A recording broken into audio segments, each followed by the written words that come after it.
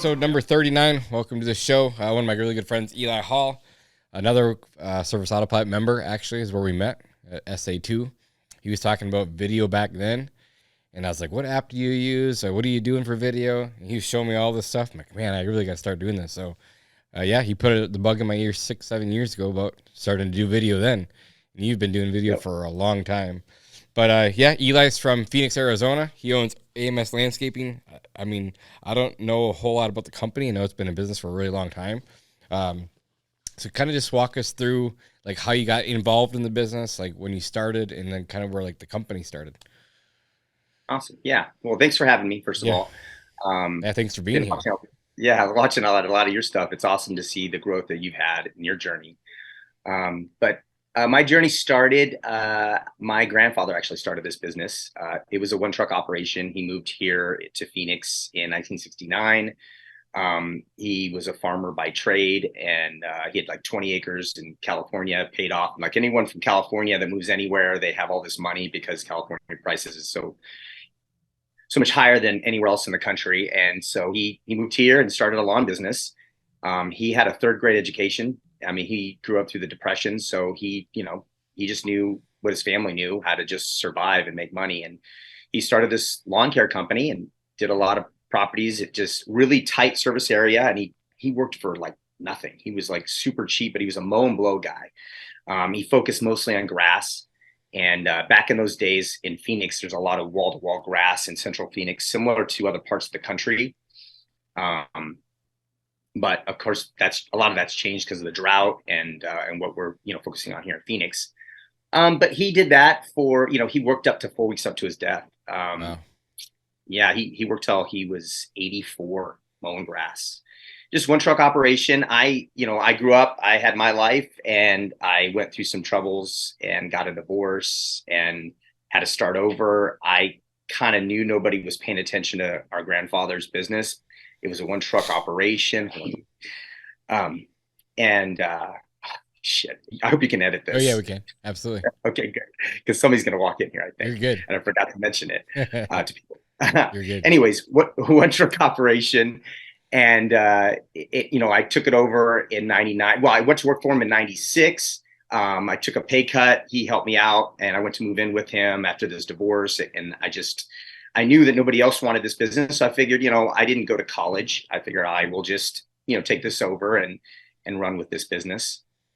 And nobody else really wanted it. It was a job, really. It was kind of self-employed. Yeah. Is basically what it was. And Grandpa worked in the heat. Nobody really cared for that. So 99, he passes away as I'm working for him. I kind of implemented some new things. He was getting old, so I was tracking what people owed us. He had everything done in his head. I mean, he was so old school. I took it over, and I kind of just started, elevating it. Of course, I was 26, and I didn't know anything about business. I think I ran out of money 3 times where I thought I might go out of business in like a couple year period.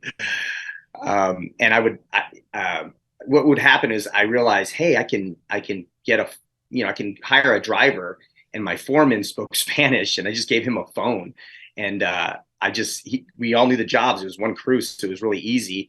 And I would just spend money like an idiot when I wasn't working. So I'd run out of money. And so I would have to go back to work and get on the truck again. And it occurred to me, I was really young at the time. I'm like, I just need to get like 3 crews. So then I have something to do. We're making enough money, and I can actually, build this business to be an actual business. And that was my journey. I took it to 3 trucks. I started with a second truck and had one guy. And that was back in the early days. I mean, I was running ads in the newspaper. Yellow pages were big back then. And I just forwarded my phone lines to my cell phone. I was answering the phone while I was, out in the jobs, and I would just do the estimates while I'd drop off my one guy, leave him at a job, go run over and do a bid if I was in the area. And I just scaled my business that way. And then right as I got my second crew going, I landed my first very large contract. It was a homeowner association here in Phoenix. And I instantly had a crew 3. And so from then on, I think it was 2004 when that happened, 2003 or 4. And I finally had 3 crews. And then I was just having to meet all the crews in the morning and manage a team. I was really good with responding to my clients and as long as I met the team in the morning, each team, I could always, talk about all the issues that had came up and go over everything before they left. They took off, had their day. And then once my morning was done, I was pretty much, I could work from anywhere and kind of screw off still when I was young. And I did that for a long time. And I just thought I'm really good at just managing crews. And I think at one point it occurred to me, you get through these little recessions, little dips in business here and there. I've been doing this for 24 years now. And I remember thinking, at one point, sometime in my late 30s, that I realized, I don't want to be managing crews when I'm 50. This is exactly what I thought. So I thought, well, how am I going to get at that? I'm going to have to build a management team layer. And I was horrible at that. I just could never do it. I would hire, and I'm frugal also, which doesn't help. I couldn't see the value in hiring somebody and bringing more money in by hiring somebody. That's taken me too long to figure that out. I struggled a lot with that. I even picked up a partnership for a short while. 2006, I landed. I built a lot of relationships, and this one guy reached out to me and said, "Hey, I see what you're doing. I'm building this property management company, and we want to get affiliated with a landscaper, and we're just going to give you all the contracts. If a contract comes in at 10 grand, you just come in at 9 grand, 800." And I'm like, I don't have to sell anymore. I'm like, holy cow. So this was awesome. So I got into HOAs for a short bit. And I can't remember. My memory is terrible, but I remember it was it only took a year or two. And I went from I was doing $500,000 in sales that I actually brought with my 3 crews. And we literally doubled the business in a year. But right before it happened, that property management company decided they wanted to do, this was right before 2008, right when the housing, It was crazy here in Phoenix. I mean, homes are going up in value every month by 10 grand. It was insane here. And so HOAs were popping up like crazy. I mean, anyone could buy a home, you didn't need to prove your income. And so it was just blowing up here in Phoenix. And so they saw this opportunity to do franchising for homeowners HOAs, because nobody had done a franchise for this type of company, and it was going to be global. They had people reaching out to them from India that wanted to do HOA franchising. So he's like, holy cow, we have this great opportunity. They were going another direction. This local landscape company is just holding us back. So they actually walked away from the partnership. They let me keep all the contracts, which was nice. So around that time, I think the first time I hit $1 million in sales were in 2006. And so from that time, I've been kind of at that level. 2008, although the recession kind of hit, I was in HOAs, and it really didn't hit me till more like 2010. So, if you want to just keep going, I can do my whole thing. Absolutely. This is a great story already. I don't know the whole story, so it's great. Yeah. So, 2010 is when HOAs started realizing, hey, we need to get rebids, and I didn't have the support of the property management company any longer. And I was kind of spent on HOAs. You never get a good phone call from a property manager. Nobody ever calls a property manager on, hey, the landscaper's doing a great job. Yeah. Never. Right. When you're dealing with a homeowner, you can look them in the eye, you can make things right. Most of the time, they're just happy and grateful you show up. I loved it. It fed my soul, it's like my purpose. It just gives me energy to serve people that way.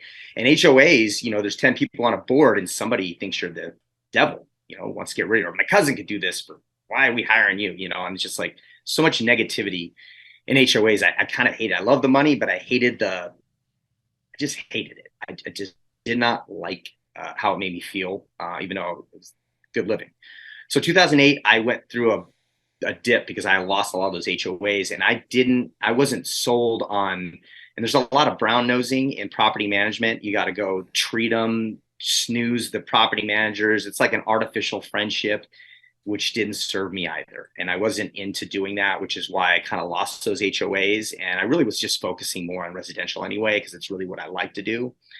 And so 2010, I think I dropped, I was doing 750 in sales or something. And I remember just thinking, what am I going to do? Because I had all this overhead. I think my peak in 2008, I hit 1.2.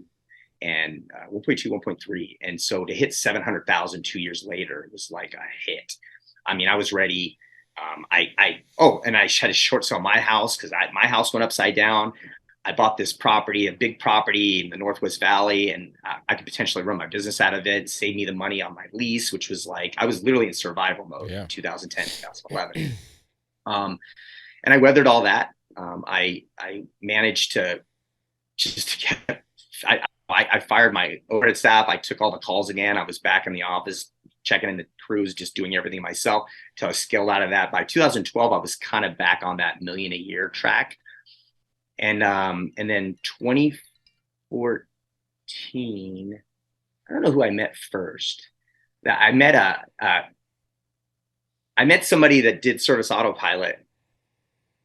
I want to say I met Chad Cranston that used Service Autopilot. I don't know if you know Chad. I do. He sold his business now, but a few years ago, right? 1 or 2 years ago. Yep. Yeah, he was reaching out to local landscapers. He just started his business, and when landscapers reach out to me, if they're not my service area, I like to help them. Yeah. A lot of times I give them work. Like I don't do the East Valley, and so Chad did the East Valley, and so he's like, "Hey, can I meet with you and scratch your head for ideas?" And I'm all, "Sure." And he's like, "Dude, you're the only one that responded." He's like, "I reached out to nobody wanted to respond," and I'm like, "You're not in my service area. I'll chat with you."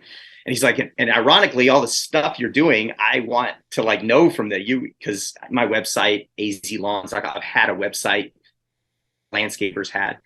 So I had a lot of content already. So he wanted to learn from me. And then I got the value of learning from him because he was a techie guy and he showed me Service Autopilot, and I was using Clip software at the time. We were printing route sheets, filling them out. We had guys coming in and we'd have the data entry. It was like a whole thing, which I thought was the coolest thing at the time. Cool. Until Clip was awesome when it first came out. Yeah, it was, I didn't know anything different. Service Autopilot was like, wow, what an eye opener. I'm like, how do I do this? And it took me, I remember 6 months to get Clip on board. I remember thinking, man, to switch is such a nightmare. And I think it took about 3 months to really, really be comfortable with Service Auto. But man, I love that software. Is like amazing. It's changed my business a lot. Mm-hmm. So that was the first thing that kind of happened. And then I built that relationship with Chad, and I would meet some of the other guys like Garrett Matthews, Mike, Mike McCall. The guy that owns Simple Growth. Oh, Mike Callahan. Mike Callahan. Yeah. See, my memory's terrible. And I'm good friends with these guys now, and so I'm kind of stay in touch with them. Ted also. With Summit Lawns in Nebraska. Glazer, yeah. And so, I built those relationships, and that was really helpful. We were trying to start video back then all together. Like our first meeting, we would do these little masterminds, just the 5 of us, and they all came to Phoenix, and we actually did videos in our first mastermind. We did each other's videos, and Chad was like, we all need to have these basic videos. Let's all do them. So we all did them. It was kind of cool. It was kind of our first little experience with them.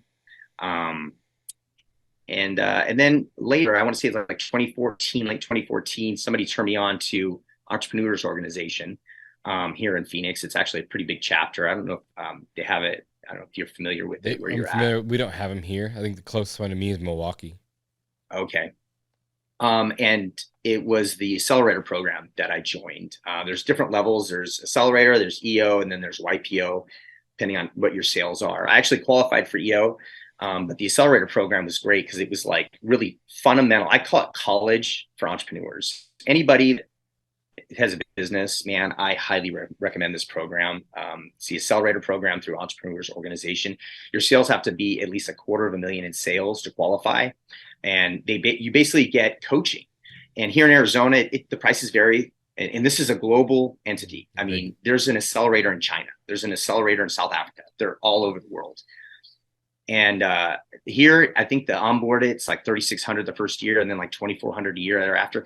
I mean, where else are you going to get monthly coaching for like $200-$300 a month? Right. It's unheard of. Yeah. Real entrepreneurs that own businesses that do multi-millions dollars in sales, that have experience, real stuff, and they don't do any conflict. So there's no other landscapers in a shared group. So you can share without worrying about, talking about the negative stuff in your business and some other business taking advantage of it. And we all, business owners, 80% of what we do is the same, payroll, HR, accounts receivable, accounts payable, insurance, all this stuff. 80% of all of our businesses are the same. The last percent, I sell landscaping, the mechanic fixes cars, the restaurant owner sells food, but 80% of all of our businesses have the same fundamentals, that we can all share experiences, and we can take valuable aspects of their business and, like, you do that in your restaurant, but I could utilize that in my landscape company. And I would have never thought of that, but it's a great idea there. And I can see why you thought of it, but I would never think about it in my space. Yeah. And so you do these group outings with other entrepreneurs, and you build relationships with them, and you build friendships with other entrepreneurs at your level. That, I mean, us as entrepreneurs, we go home and talk to our spouse, they can't quite understand maybe what you could possibly do if next week you're not sure you can make payroll and you might be out of business, right? Like, who do you talk to about that stuff that's been there, that can say, oh, wow, it's a tough spot you're in, Eli. I was in a similar spot. We all go through this stuff. Have you thought of, this is what they do experience shares. This is what I did when I was in that spot. I looked for ways to be more efficient in my business, maybe with labor efficiency ratio. Maybe I looked at collections and I built a process for that. Like, whatever it is that their experience share was, I might not do exactly what they did, but I could take the value that they from their story, which isn't like them telling me what to do. It's like, this is what I did, and take the pieces I want from the story. And when you're sharing stories like that, other people that are around can get value out of it also. You're not just telling people what to do. You're saying, this is what happened. It's always interesting to hear somebody's story, right? Yeah. So EO totally changed things for me. And really, they're the ones that helped me build that management team, because I was never able to do it. And all these guys, man, they're all at that level. And you just want to be just like them. They've all got great teams. They're golfing half the time. I've got one buddy that owns a pool company, and he was out of the country for 3 months out of the year. He owned this pool company, successful pool company. So it can be done. For sure. That's really awesome. And so what year was that when you started EO? Like 2000? So I joined the accelerator program in 2014. Okay. I spent 4 years. It's a 3-year program. Okay. I was a 4th-year senior in that program. Super senior. I just loved it. I connected with people. I'm a connector, and people I feel like people gravitate towards me, and I love it. I love the energy that I can bring. It charges my batteries to just talk to people. I'm getting excited talking to you here. Yeah. Like, I get energy. And so then I switched over to the EO program in 2019, and that's been a whole nother level. I feel like that's been more of a personal development journey for me. And just, it's helped me with my marriage, my personal life, my kids. It's special. That's really cool. And then how many crews do you have now, and what services do you guys offer? Yeah, so we have, depending on the week, either 5 or 6 crews, mostly 2-man crews. And what service we're doing mostly, everything I try to do scale, like in a scalable way. I do kind of like Jonathan did, his mindset was City Turf. I want to be able to, residential property, be able to call, and we'd be able to give them an estimate without going on site. So pull up Zillow or measure their lot size online and put a number into Service Autopilot's estimate matrix and spit them an estimate. We even have ballpark estimates for cleanups depending on your lot size. And there's verbiage in there saying to confirm on site. Unless you have pictures, we can get it more dead on. Sure. So that's really all my marketing focuses on that. Because, the more clients I have, the more we can, when it slows down, we can do text campaign, email campaign to the existing clients during our slow season in the wintertime. So, yeah. And then we do upsell stuff, like we install rock. We do sprinkler systems. We do smaller installs. I try not to take anything that's too huge, but when we're slow, we look for, other things that are attached to my space that we can sell. Like, oh, we're offering a tree sale, do 3 trees installed for $795. We'll do some package like that, and we'll market that to our existing clients and do a video campaign to market as well. That's really cool. So now that brings up 2 other questions that I have written down already. One is, how do you handle the heat in the summer? We talked about this before the podcast started. You said it's going to hit like 120 on the weekend. How do you handle the heat with the guys? Yeah, you have to start really early. Okay. I was working for my grandfather back in, I think it was 91, because I used to work for him on the weekend still. And I think it was a Saturday when we hit 122 here in Phoenix. It's like a notorious day, June 25th is the date, or June 22nd, something like that. And it was 122. And man, I remember just like, but if you start early in the morning and you kind of get acclimated to it, all my trucks have AC. So in between stops, they're cooling off at least and getting a reset, but you got to stay hydrated. We have a big freezer. I get block ice for the team, and they all have the round jugs, and I have RO filtered water, so they can they all leave the office with ice cold water every day. And then we started giving them these little liquid IV. What's IV packs? Yeah. That's smart. We've been doing stuff like that. We put ice creams in the freezer for when they arrive back at the yard, they can just have a popsicle or something to cool off. But we still get guys. Last week we had a crew take off because one of the guys got heat exhaustion. Yeah. It does happen. I did have a really bad case. Full disclosure, we had a guy that worked one day. He was an older guy, and he didn't want to make a bad impression. He started getting heat exhaustion, and he, it's his first day. He doesn't want to complain, right? So he kept going underneath the tree, and my foreman's like, dude, you probably need to go home, And the guy's like, no, he wanted to get this job, right? And he pushed himself. Well, he ended up in the hospital for a month. Oh, wow. And his son turned me into OSHA. Talk about a nightmare. And I'm just like, well, my team said he should, I don't know what else we can do, so now obviously I make a bigger deal, but OSHA treated me like I was some sort of slave driver. I was pretty pissed. Let's talk about that. This is this is something new.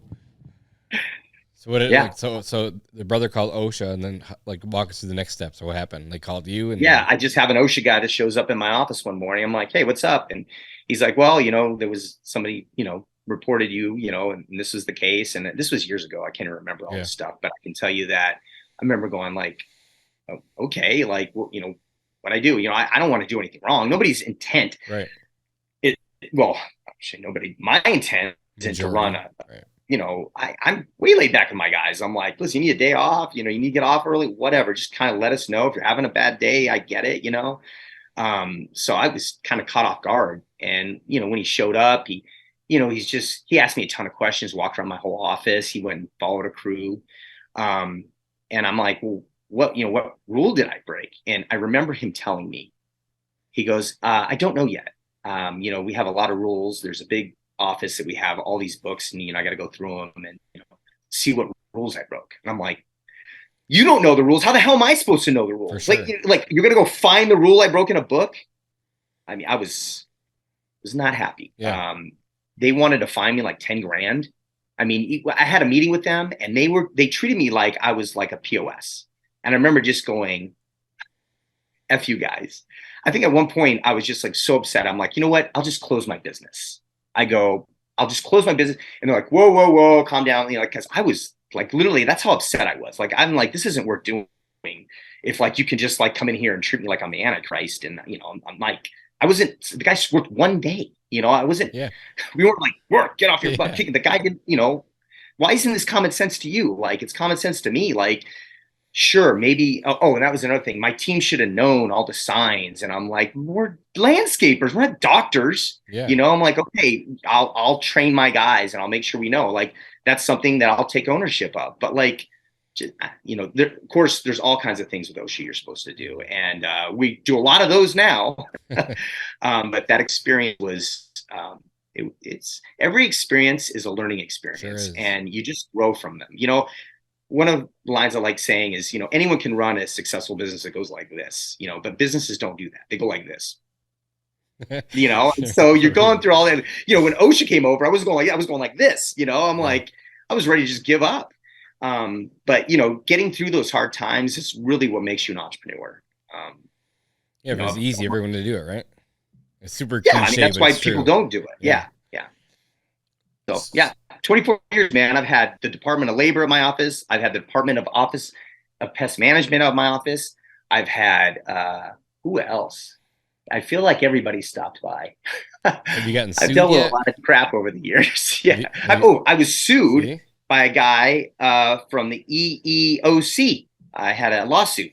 So yeah, there you go. It's not a matter of if, it's when, Trifecta. right? It's just part of business. Like you're just gonna get sued. So everyone tells you. Yeah. Yeah. So what time do you guys start in the morning then? Like 5 a.m., 4 a.m.?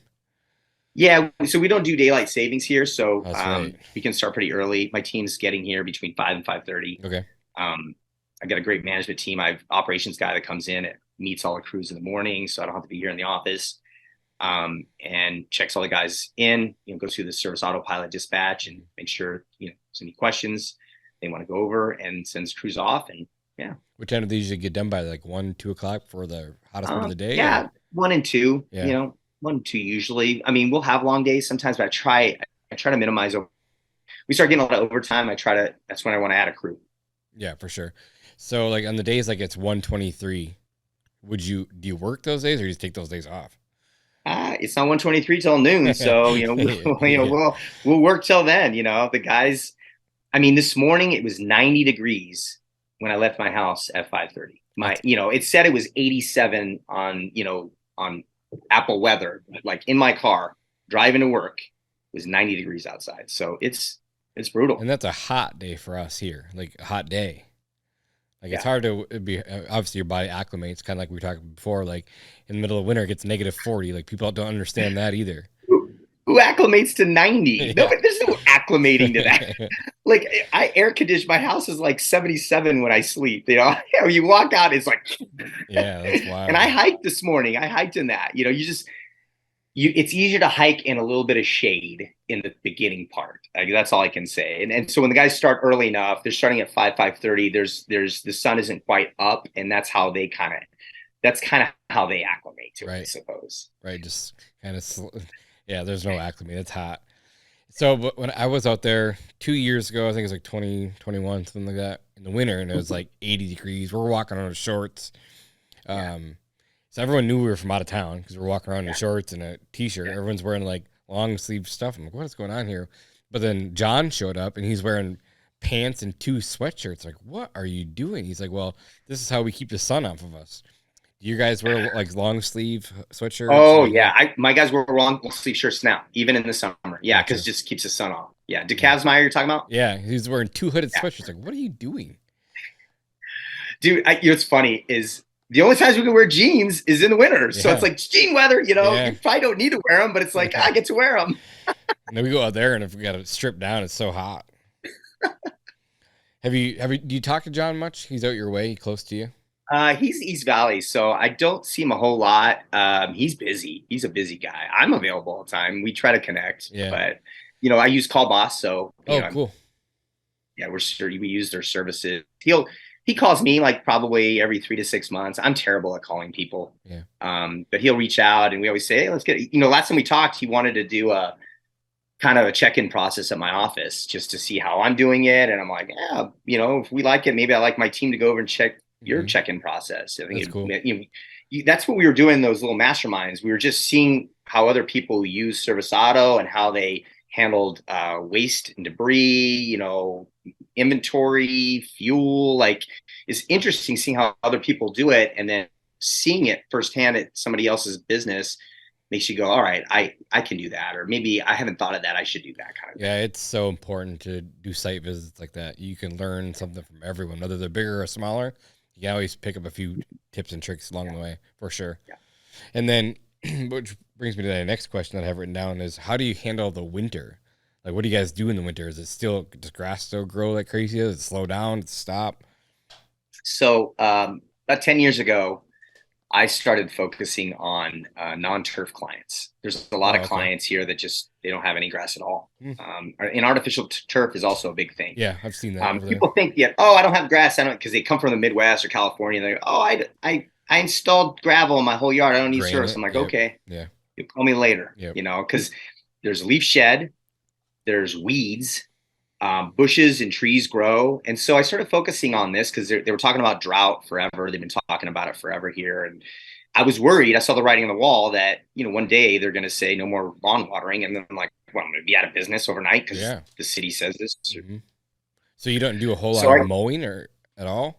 we do, but I used to have a large walker rider mowers are really Yeah, popular here. gotcha. I still have one, but I do not, Really? I don't want any properties that require them now. We Wow. focus on these cookie cutter homes. They have grass, a little patch of grass. Most of my clients, we service all year. And we focus on the smaller clients that are every 2 weeks, every 4 weeks. So if you don't have grass, we'll service every 4 weeks. And then we'll put down a pre-emergent to prevent weeds from growing So you between put it visits. pre-emergent like in the granite? In the granite areas, yeah. If you're a 4 week service, we require it because, if we service yesterday, it rained tomorrow, we go back in 4 weeks, your weeds will be a foot tall, and you'll fire me because I pay you. And I'm like, well, that's how fast weeds grow in a month. So, do you have a service that just offers granite spraying or pre-emergent? We sub that out. Okay. That's one of the reasons the Office of Pest Management was over at my office once, because we were marketing it. Gotcha. We always subbed it. I never did it. I subbed it out, but I didn't have the proper labeling on my advertisement. I'm like, fine, I'll put the guy's thing on there. But, so you do a lot. Yeah. You do a lot of subcontracting too, then? Not a lot. He's my only subcontractor. At one point, I should probably take that on, but I have to get the licensing, and I just been kind of lazy about it. And if I get the licensing, I would do pest control, like, kind of what you're doing. You're doing pest control now, right? Yeah, we're 80% pest control. But Arizona's a tough market. I've sold out there. It's not easy. Yeah. There's a lot of competition, probably. There's good there is. The guys that do. I think when I was out there, if I remember correctly, and I could be totally wrong, but I thought there was something like 1,000 companies in Arizona that are licensed for pest control. Probably. So there's a lot of competition, but we did really well when we were out there. I think it was EcoShield was out there too. And they dropped in like 150 guys around us, so it made it a little bit more challenging. But yeah, it's a great market. There's lots of competition. But yeah, it's great. Pest control is awesome. But I think that you're in a really good niche out there too. Like, you're not mowing lawns, you're doing residential, just something that not a lot of people are doing either. So that's cool. Well, I have a ton there's probably more competition in my space because anybody with a pickup truck and a lawnmower can do what we do. Yeah. But the guys that are frugal, that are just one truck, one crew operations, aren't scalable. Right. And so, they're great if you've got one and you take good care of them. But those guys aren't always available. And then when wages spiked like crazy here, I don't know what you're paying now, but like my lowest wage guy, I'm paying $18 an hour. Right. Which is crazy. I mean, it went from I think I was paying $12 an hour just a few years ago. It just jumped up exponentially. And I love little disruptions like that. It's scary when they're happening, but I always say, the companies that survive are the ones that are going to thrive, because so many companies, you hear them complaining. Oh, you always hear it. You can't hire help. You can't, nobody's out there willing to work. We're just not paying enough. For sure. So I increased my wages. I increased my rates. And at first my close rate went down, but then it gets to the point where labor is a commodity. So it gets to the point where, you keep calling landscapers, and they can do it for less, but they can't even get out there and do it. They can't get the help to do it. And I'm here, more money, but you can't even get somebody to do it. And that's what's happening. So they're either small operations until they burn out and quit, or they can't hire people and they just have to scale down. And we're picking up a lot of work that way. That's cool. How involved in the company are you at this point? So I try not to do any day-to-day operations. My job is vision. Sweet. And marketing. I love doing video marketing. So I like that part of the business. Right. I like kind of playing around with it and trying to figure out ways to fill my funnel. And I want my team to just handle the leads like a funnel, just coming in from start to finish, the client experience, going through the journey. I want my team to handle that whole thing. And then managing the client, I want my team to handle. I don't want to handle any phone calls, any complaints. I don't want to deal with anything. I just want to fill the funnel and manage finances. I still, pay the bills. Yeah, cool. And keep an eye on the money. How many days a week are you shooting content? Or what does that look like? Not once every 2 weeks. Dalton's probably going to kill me. He left anyway. He's not even I've been doing this. I've been making content now for a long Okay, time. yeah. And I'm getting to the point where I'm just like even getting burnt out even doing that. And it's probably because I'm doing too much of it now. And I have a lot of people that are helping me with the editing, so I don't have to deal with that. But even coming up with content, I always like that because I feel like it's important that I'm involved in making sure that the right things are being talked about. But even now I'm to the point now where I should probably just hire somebody to help me with that aspect of it. And I'm getting more like I'm using ChatGPT to, coming up with blog contents and then making blogs. And I'm not even doing it. I have my VA out of the Philippines doing it. Like I'm like, send me 10 blog ideas and I'll pick 3 from the 10 and then make blogs and use ChatGPT. I don't even care. Yep. Like use it and then send me the blogs. I review them. If I like them, I give her a thumbs up. If I want them edited, I'll, have her edit them. But I'm trying to optimize that end of it too. And so I take the blogs. I hate writing. That's why I started video. As much as people hate video, I hate writing more. Me too. So for me, it was easier to do a video and then turning the video into a blog. Mm-hmm. And so that's how it all started. The first book I ever read on this was Utility by Jay Baer. It's Y-O-U-Tility. And I loved his mindset about the book. And there's a guy that he talks about that owns rivers, pools, and spas who came to the Service Autopilot conference. Mark. That was Mark. I don't know. Doesn't matter. He came and it's his whole concept.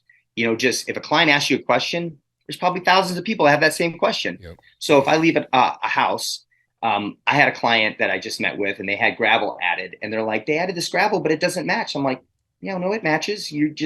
Gravel's not engineered. It's, comes from a mountain. It's going to look different. You have 20-year-old granite. This is what the new granite looks like. And you have to kind of spread it around. And, I got in my car after that. I go, I wonder how many people deal with this. And so I literally sat in my car. This is early days, where I literally, when it come to my mind, I just do the video. And I didn't care if the video sucked. I don't care if I made mistakes in the video. I would correct myself in the video just because I just needed to get content out there. And I literally had this little magnet in my car and I would just say, hey, I just met with a client, Eli with AMS Landscaping, out of Phoenix, Arizona. And he was telling me about his rock. And I figured a lot of people probably had these questions and, rock doesn't match. So you got to know when you're adding rock, you got to add enough to blend it. And I told the whole thing about it. And then it's easy to write a blog. I literally play my video and then I'm like, oh yeah, I said this. And then it comes to me like, oh, I should add this. Oh, I should add this, and I add more to the blog. But just when it comes to writing, I don't have the patience for it. I'm always squirrel. For sure. But they ask you answer, right? Was the book? Yeah, exactly. That's his book, right? Yep. I don't remember the author's name anymore, but yeah, it's They Ask You Answer. Great book. But yeah, he came and spoke at Service Autopilot Conference like 3 or 4. I don't remember which one it was. Yeah. But his river pools and spas basically just saying like, like every question that your customer would have an answer for or question for, like put the answer on a video and post it to your blog and just have a video blog on your website, right? Yeah. And people are on the internet pillaging. This is what Utility told me.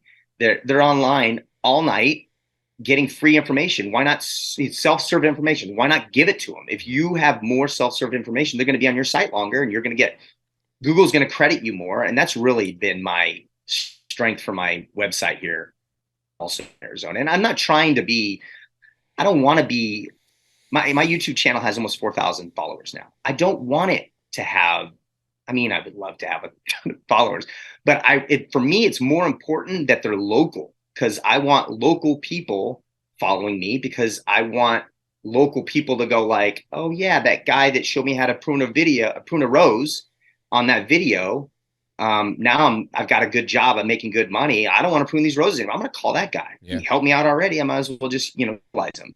And I just want to be the brand ambassador in my space, in my bubble of Phoenix. I'm not trying to, it'd be awesome to have 1 million, followers. I'm sure because you profit from that on YouTube and stuff. But really, my goal with my content is just to bring in leads and to be the expert in my space here in Phoenix, which is different than most parts of the country. Absolutely. And how often are you posting those videos? On YouTube, I've slowed down to twice a month. I was doing it every week for like about 3 years. And I'm just kind of getting a little burnout on it, but I do anywhere between 2 and 3 weeks. I'll do it. I'll put a video up on there, but I'm doing shorts now also. So I'm doing that once a week. Right. So, and that's helping my YouTube channel as well. And finally getting on TikTok. I love watching TikTok. I didn't just didn't see how TikTok was going to be valuable for me, for my individual space. I'm trying in my little bubble, but it's my journey to figure that out and grow too. Yeah, I was kind of in the same headspace as you were. Like, I'm not joining TikTok. Like, I still don't use TikTok to this day. Like, I'm not a scroller. Like, ask these guys. You're lucky. It I is don't do addictive. it. I just, again, I make the videos, they post them, and I look at TikTok only to see, like, if there's comments, like how many views that the video got. And, like, I try to like, comment here and there just to keep the algorithm going. I think all of us as a team kind of do it. Like, because I'll see, like, so like Dalton responded or maybe Thomas responded to a couple. Like, just try to keep the algorithm going, keep it top. So that's about as much as I use TikTok, but it's a great space to be in. Yeah. We got our first lead last week from TikTok, and it was my Eco Lawn 250, where I was like top dressed in the lawn. Actually got a local lead that came from us. So it was pretty cool. But we've been doing it for a year, Yeah. I don't think I get a lot of leads from my social media. I honestly do the videos for YouTube, because YouTube's the second largest search engine on the planet. Yep. And I figure I'm making the video, might as well put it on everywhere else. Yeah. But now I'm kind of focusing more on social, since I've got the following there. But yeah, I kind of feel the same. You know what I get a lot? I put stuff on Twitter, and that's the one thing that I don't do. You don't do Twitter? No, but I need to. So let me tell you, the only reason Twitter is awesome. This is the only value I get out of Twitter, and I still post, and I'm sold on it now because of it. I get the news media reaching out to me to do stories. I've been on TV since I've been posting videos on YouTube 5 or 6 times, where I've got the cell phone numbers of local newscasters here, like interview people on my phone, because they've reached out to me and they're like, yeah, call me back on my cell. And you always got to be ready. Like, they want to do a story. They want to meet in like an hour and do the story. So you always got to be ready. So you always got to, like, I carry AMS shirts in my car, so I can just throw it on. And then I'm like, all right, what do you need? They're like, well, weeds are bad here. Do you have an example of weeds? And then I'm going on there. I'm like looking at all my cleanups for the day. And, if I get a cleanup that we're going to do, like, I got a cleanup that's scheduled like 2 hours, I'll get a crew there sooner, meet me there in an hour. I'd have to call the client, make sure it's okay. We're going to do a new story in their yard, because they're like embarrassed. Though, right? They're like, yeah. I'm like, it's gonna be your yard, but they're like, I'm embarrassed by my yard being I'm like, I can put your address, but it'll be kind of cool. The guys will be interviewed at your place. They're gonna do a bunch of B-roll at your house.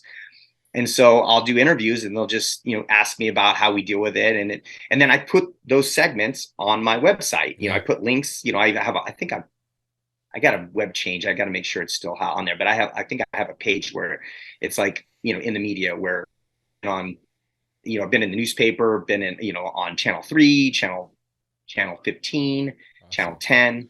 So it's kind of cool. So what do you post to Twitter? Do you the same videos, or do you something different? Yeah, same stuff. Gotcha. I just post the same stuff, and I talk about what's going on. Like, every time there's a lot of weeds, I'm like, do pre-emergent. I do a pre-emergent video, and I post an old video. Now, I don't even need to do a lot of content, because now I'm just repurposing a lot of stuff. So I'm posting like every other day. I can post every day. I can post something, because I have so much content I've done over the last 4 years. And now I do these image quotes that's a picture of me with like picture of a bougainvillea. And there's a link to my bougainvillea blog, which is my video. And that's another thing on all my blogs. I do my video on the top of the blog, and then the description. If somebody's a reader, they can read the blog. If somebody just like, I'll just watch this video, they'll watch the video instead. So it gives me a lot of, legs. Yeah. Which is great for branding. Where do most of your leads come from? Online. Yeah. I would say mostly organic. I do a lot of Google ads. My conversion right now for Google ads is like $20 to $30 for a lead. Yeah, cheap. And we're converting, I want to say about 30%, right? 30 to 35% our leads. So yeah, it's costing $60 a client. 60 to $90 a client. Yeah. That's pretty awesome. What's your service area? How big is it? We do all of Peoria, all of Phoenix, all of Glendale, most of Scottsdale, a little bit of Tempe. What's the population of all those, if you had to guess? I think Phoenix is like either the 6th or 7th largest, Metro Phoenix is. Yeah. And there's 6 million. Jeez. Yeah, but that's including Gilbert, Mesa, and there's parts that I don't service. So maybe 4 million in my service area, maybe. How far do you travel? From I your shop? try not to go more than 35 minutes from my office. I Okay. try to be, yeah, we Which is had some probably like 10 areas that would take miles. us, yeah, 45 minutes. And I'm just like, and it wasn't even the length as much as like we had to go around this mountain. And I'm like, why are we doing that? Just so I got rid of those accounts. Gotcha. So you get most of your leads from Google right Yeah, now? just organic. I mean, Yeah. I come up organically a lot. I Yeah. mean, like I said, my From all your website's been content around, for the years. Yeah. yeah, for so long. My website, AZ Lawns, is a, it's a cool name. It's not the name of my business, Yeah. but it's just a Smart. standard name that kind of represents Arizona and what we do. So it's kind of easy. How long have It's you, all over yeah. trucks. How long have you owned that domain? 20 some years. Wow. Yeah. I So you mean, were back in, obviously in business like in 2010 when the internet took off. What was that yeah. like? Yeah, the internet wasn't as big for me in the early days, but I was young and I was excited about it. It's like these kids with TikTok today. Hmm. That's what websites were for us, right? We were like, this is cool. Like, I don't know if it brings me any leads, but I want to have a website. I feel like it makes me, more legit. And, it just started off. I was a cheap website. I think I went through a company that was local, a big company that would just put up a web page and just, I'm like, oh, this domain, cool. I thought I was excited about getting the domain, and I didn't realize the value in it till, later. It's really helped us a lot. I just remember Jonathan talking about like he was one of the first ones online in like that era, and they just knocked out of the park because just being online. Dude, if I knew what I knew then, Yeah. like I would have done like what he did. Yeah. Man, he's just such a brilliant guy. He knew that he had that advantage and he could scale. Nobody was on the web, and he could scale it. And then he was so good about the niche. I mean, the niche changed my business. That's probably another thing I learned from EO. Is just like when I first started EO, I was like taking anything that would pay. I'm just like, got money? I'll do that. I'll give you a bid. I didn't care. I mean, I was hungry, just was like a fool. Mm-hmm. I wanted to take everything on. Yeah. And I realized you can't scale that way, and you can't train. That's the other thing. Like, how do you train? How do you answer a phone when you have all these services you offer? And I just realized I'm like, all my training, all my marketing needs to be focused on one niche, one type of business. I don't mind if we take on other, horizontals or, whatever the term is, that, other type of business in my space when we're slow, if I have a confident, strong team. But, the mindset needs to be, if I lose an office person in the middle of peak season, I need her to onboard quick. And what do I need to onboard? Somebody can answer the phone and take on a maintenance estimate and send them a bid fast. Yeah. I mean, these are our core values here. I mean, if we're not responsive, that's our number one, being positive and responsive with our leads quick, coming out fast. I mean, that's how our close rate gets a lot lower if we're not responsive with our leads. So that's like our number one thing for our values. Yeah, I think I don't know the exact quote. It could be butchering this, but I think after like 5 or 7 minutes, it drops off like 70%. Your close rate will. I mean, just getting them back on the phone is hard enough. Yep. So once you got them on the phone, just close them over the phone, and your close rate will go way higher. Yep. We've talked a lot about business now, and I know we're running out of time already. But you had something really cool happen to you in the last 2 years. And we don't get to talk every day, but I've been following on social media for a long time. Can you tell us about, tell me how that all came about, and like the next thing you know, you're in a different state. I don't want to spill the beans, but. So you're talking about probably my Amish connection. Yeah.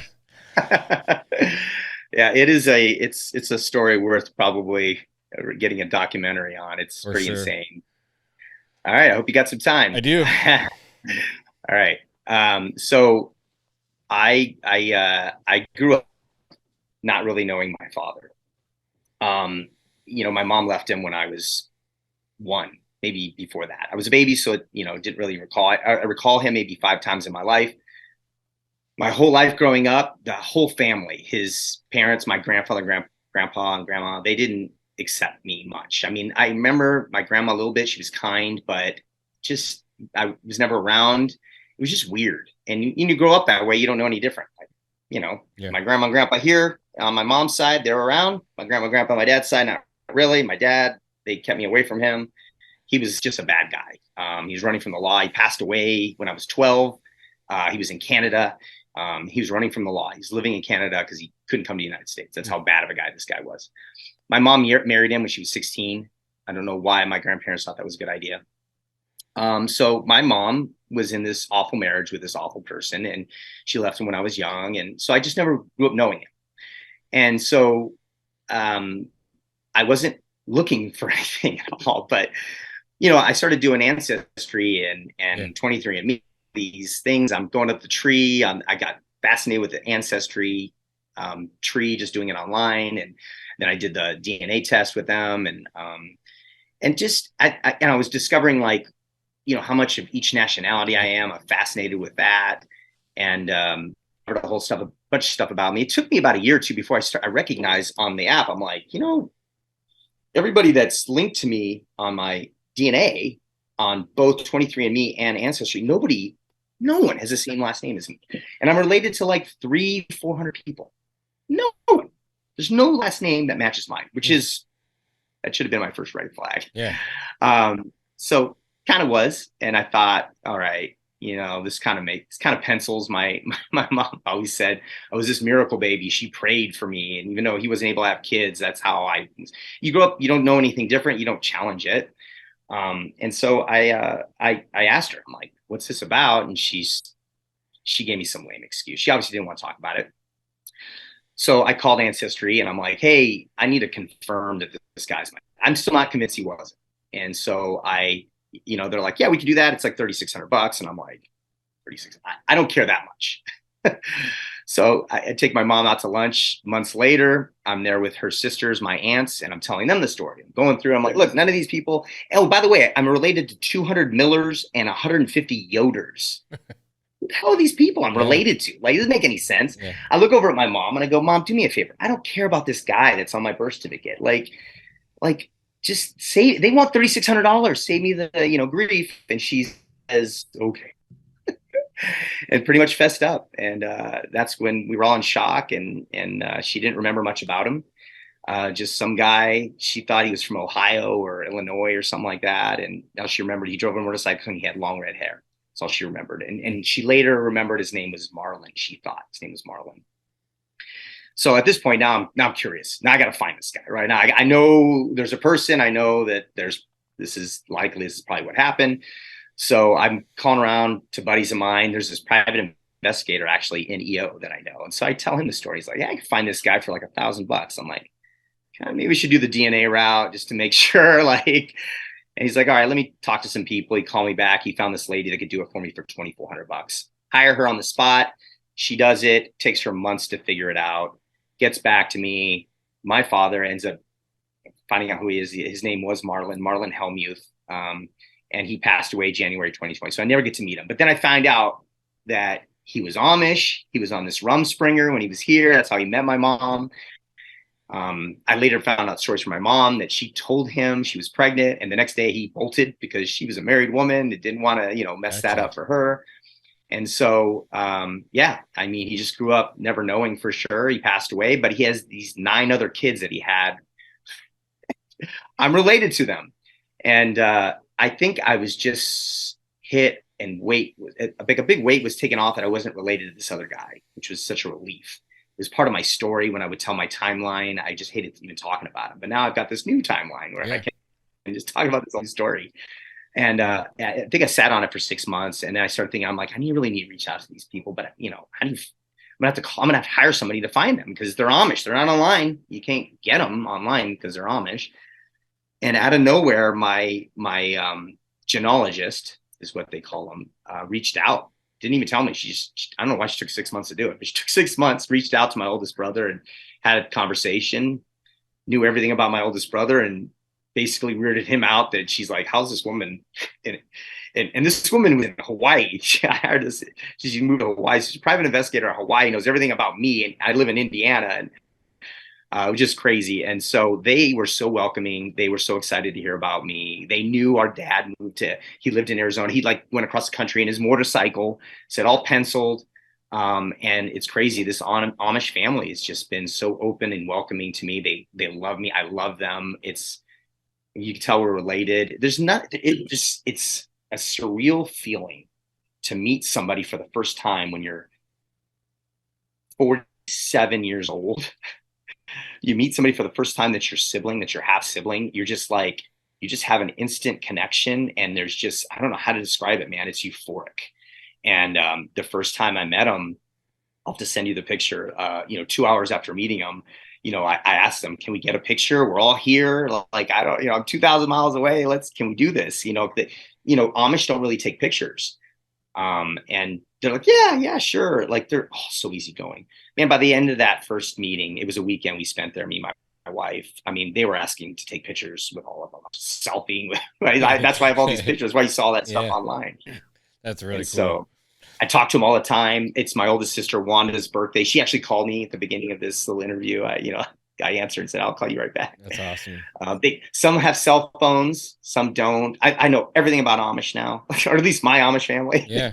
They all do different rules. Each church can do different things. Like some Amish can have a cell phone, some can. One sister has a dryer, actual clothes dryer, and the rest have to hang up their clothes. Most of them have to wash them in either by hand, or they have these washers that like are from the 1950s or 20s or something. I don't know. They're like old school. They look like antiques, and then they hang them up. And I think it's crazy. So where do they, like, what state are they in? They live in Shipshewana, Indiana. Is that what you asked me? Yeah. The state. Yeah. Gotcha. Yeah. So I fly into South Bend. And how long did you stay there for? What's that? How long did you stay there for? Like a week? Yeah, I've gone 2 weekends now. Okay. And after this last weekend, there's just so many of them. I want to really get to know. I'm getting to know them in these big settings with like a whole bunch of them around. And so this last time I asked, can I have like half of you? So my sister Wanda, she totally did the agenda. Like half of you, like for lunch or breakfast and lunch kind of, and then dinner with all y'all. We'll have a big dinner party both nights. And then the next day I'll do the other half for like breakfast and lunch, and then, the dinner for the other half. Did you stay in a hotel, or did you stay right with them? So I did first time I did a hotel, second time I did a VRBO, but this last time they all have big homes. Yeah. Because I have a bunch of kids, they all have extra bedrooms, and a lot of them are empty, or they can make accommodations for. I'm like, I'm never coming and saying I want to stay in your place now.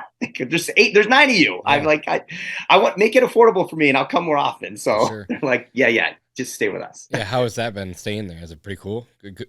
I haven't stayed there yet. This last time I did the VRBO, but my mom, this is crazy. My mom came with us this time. Really? My mom is in love with the Amish. She wants to move there, and they are so accepting of my mom, and they're curious. They're all like, so how was dad? Yeah. What was dad like?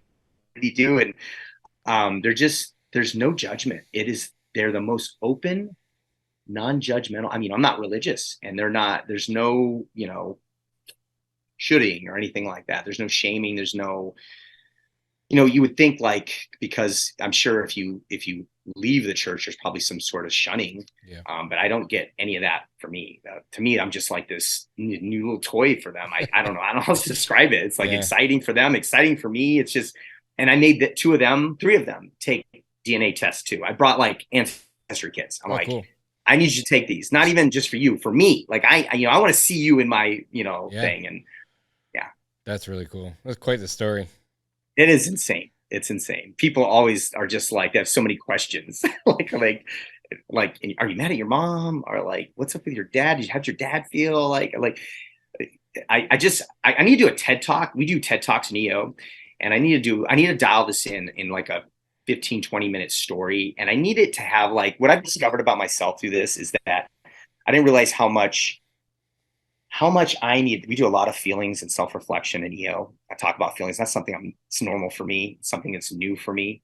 And so the feelings and self-reflection I get from this story is that I needed this more than I realized. I needed to feel connected to a paternal side of my life. Mm. And I never had any sisters. Holy cow, I needed sisters. They are all just gaga over me, and I eat it up. My wife thinks it's annoying, but I eat it up. And I mean, I just didn't know how much I was yearning for this, I guess, love that I needed from my father's side of the family. And I'm still on that journey. Yeah, that's super awesome. What's your wife think about the whole ordeal?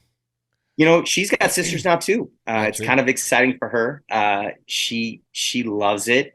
It's a little overwhelming for her. Yeah. I'm the extrovert of our household. Her and my boys are total introverts. My daughter's more like me. She's an extrovert. But they, my wife needs to recharge by herself. I'm the opposite. I recharge when I'm with people. And so being around them has just been like, it filled my cup. Every time I go there, it fills my cup. And it just reconnects me. And I feel closer to them. And then, I saw them in October, last October, the first time. I felt really connected. And then, over time, because you don't see people, you talk to them on the phone and you text with a few that can text, but you kind of lose that connection. And then I got there and it was just like a recharge again. And it's been great for me. That's awesome. Congratulations. We're running out of time, but I have a couple questions I want to ask. What's the next 5 years look like for AMS?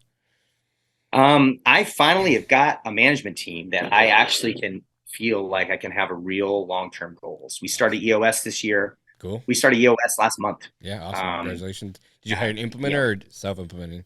We're self-doing it. Cool. We're self-implementing it. I read a ton of the books on it. We have a 3-person team. It's me and 2 other people. And then I have a VA out of the Philippines, but it's like, I don't want to spend all kinds of money on a facilitator when I think we can just get started with it and just do it ourselves. And I just have a team now with my operations guy that he takes ownership of our values, and he really I can just see us, scaling. We have probably a 3-year target in the next 5 years. I like to double in sales by, the end of 2024. Cool. We're already on track. I mean, we're going to do probably 1.4, 1.5 this year. So we should probably hit, the goal is to hit 2. I mean, we have a dip in sales with interest rates going down, but Phoenix has a lot of legs here. I mean, they're putting the TSMC plant here. There's going to be $40 billion in this TSMC plant for the microchips for Apple phones. And I mean, it's just going to bring a ton of jobs to the area. And I know that there's going to be a lot of opportunity for growth here. So even during the recession. Sweet. Excited to watch it. And then the last question, what are you most proud of? I'm proud that I took my grandfather's business and built it from a self-employed job to a real business, a real system. Yeah. I feel like a business should serve me. Some guys are all gung ho about their business. They're all about their business. For me, my business is to serve me and the enjoyment of my life. I want to be able to, my time is worth more than anything to me. And I want to utilize it for things that bring me pleasure, bring me joy. I want to stay active. I want to stay connected with my family. I want to travel. I mean, if my business can't serve me for those things, then I need to move on from it. And so that's really what it brings for me. Cool. Answer the question right? You did. I love it. Cool. Well, we're out of time, but I just want to say thank you. Like, it'd go by quick. I told you, you're like, what are we going to talk about? Like, we're just going to talk. And it goes by so fast. It's awesome. Thanks so much for having me. Yeah, like I said, I appreciate you. Appreciate your friendship. I appreciate all your help that you've given me along the way. So I just want to say thanks and have you on. Yeah. We got to connect more. I mean, I was just there I was in Ludington for that's what you were saying. Yeah. 4 or 5 days. Cool. But I was invited to Torch Lake with a friend. I guess there's a big party in Torch Lake. You familiar with this? Nope, I don't know. Yeah, I think it's just south of it's north of Ludington, south of the UP. Gotcha. But that was going to be a 2-hour drive. And my wife, she likes summers in Michigan. For her are just like relax outside. She just wants to be outside around a fire. We're really close to Lake Michigan. She wants to go to the beach and watch the sunset every night. And that's for her. They're like Michigan sun, bring her back memories. And she wants to bring the kids there, and she wants them to have Michigan memories there, being outside. It's a great state, especially if you're on the lake for like 3-4 months out of the year, and then the rest go back to Arizona. Yes. Cool, man. Well, I appreciate you being here. All right, man. Good you talking take care. See ya. Bye. All right. Bye-bye. Talk to you later. Thanks for checking out another episode of the Pest Control Millionaire Podcast. If this was valuable to you, please leave us a review on iTunes or wherever you get your podcasts. It really makes a big difference for our growth. And if you do need any help growing your business, go ahead and check out pestcontrolmillionaire.com. We have lots of courses up there, from sales to operations. I have some courses there about producing short form content. Plus, we have a mentorship program where you can get one-on-one business coaching from the Pest Control Millionaire himself. Thanks for listening, and we'll see you in the next one.